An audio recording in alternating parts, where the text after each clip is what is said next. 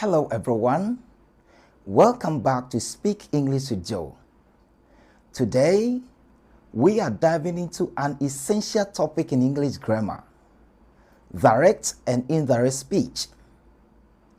Using direct and indirect speech correctly allows us to convey messages clearly, whether we are writing a story, reporting news, or sharing information in everyday conversations.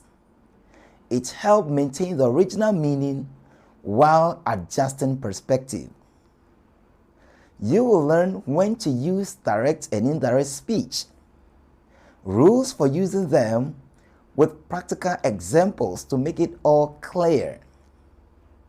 By the end of this lesson, you will be able to confidently use direct and indirect speech in your writing and conversations. If you find this lesson helpful, please hit the like button, share it with your friends, and subscribe to my channel for more insightful lessons. And also click the bell icon to get notified every time I upload a new video. Let's get started. Direct speech is used when quoting someone's exact words. It involves repeating the exact words spoken by someone enclosed in quotation marks, while indirect speech is used when reporting what someone has said without quoting their exact words. Instead of repeating the exact words, you convey the same message, but with changes in pronouns, tense, and other words as necessary to fit into the context of the reporting. For example, she said, in quote, "I am going to the market." That is a direct speech because I am quoting exactly what she said. The indirect speech becomes, she said that she was going to the market. So you see, I am conveying the same message, but with a change in pronoun and the tense. Now, let's look at the rules for using direct and indirect speech. And let's begin with direct speech. Because direct speech involves repeating the exact words spoken by someone, 1. Use quotation marks. 2. Keep the original tense. 3. If the reporting clause comes first, include a comma before the quote. 4. If the reporting clause is in the middle, use commas appropriately. And 5. If the reporting clause follows the quote, the comma comes at the end of the quote, inside the closing quotation mark. Now, indirect speech.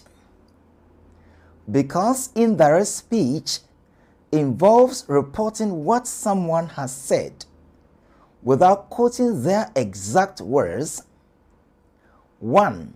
Remove quotation marks. 2.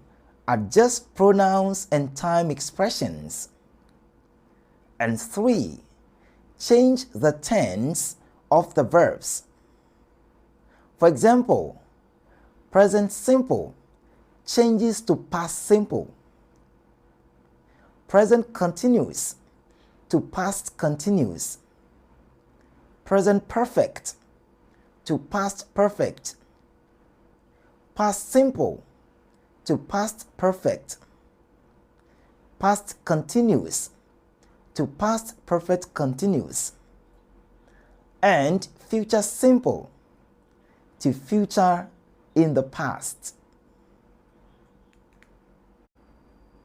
Let's look at the grammatical structures for using direct and indirect speech. And let's see an example when the reporting clause comes first. He said, in quote, "I will be there at 5 p.m. That is a direct speech because the sentence captures the speaker's exact words within quotation marks. The reporting clause, he said, comes first, followed by a comma before the quotation marks enclosing the exact words spoken. The indirect speech becomes, he said that he would be there at 5 p.m. This sentence reports what the speaker said without quotation marks. The verb tense changes from future simple, will be, to future in the past, would be, to reflect that the speech is being reported indirectly. The word that is used to introduce the reported speech. Let's see an example when the reporting clause is in the middle of the sentence. In quote, "When we arrived, he explained, in quote, the store was already closed." That is a direct speech. This instance quotes the speaker's exact words within quotation marks. The reporting clause, he explained, is placed in the middle of the sentence, splitting the quoted speech, and commas are used appropriately before and after the reporting clause. The indirect speech becomes, he explained that when they arrived, the store had already been closed. This version illustrates what the speaker said without quotation marks. The verb tense changes from past simple, was, to past perfect, had been, to reflect that the speech is being reported indirectly, and the word that is used to introduce the reported speech. Finally, let's see an example when the reporting clause comes at the end of the sentence. In quote, "The movie was fantastic," she said. That is a direct speech. This sentence quotes the speaker's exact words within quotation marks and includes a comma inside the closing quotation mark before the reporting clause, she said, comes at the end.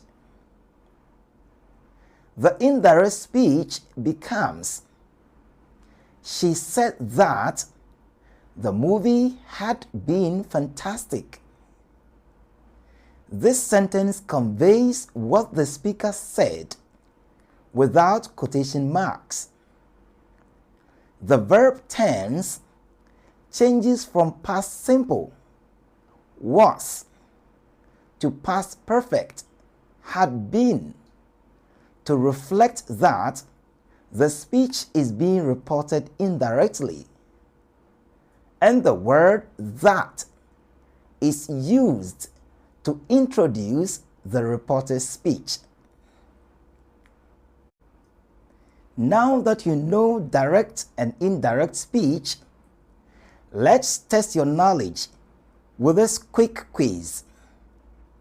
Convert the following direct speech to indirect speech. Remember, direct speech is used when quoting someone's exact words, while indirect speech is used when reporting what someone said without quoting their exact words.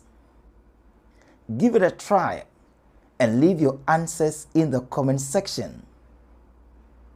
If you found this lesson helpful, please give it a thumbs up, share it with your friends, and subscribe to my channel for more insightful lessons. And also click the bell icon to get notified every time I upload a new video. Thanks so much for watching, and see you again in the next lesson. Goodbye.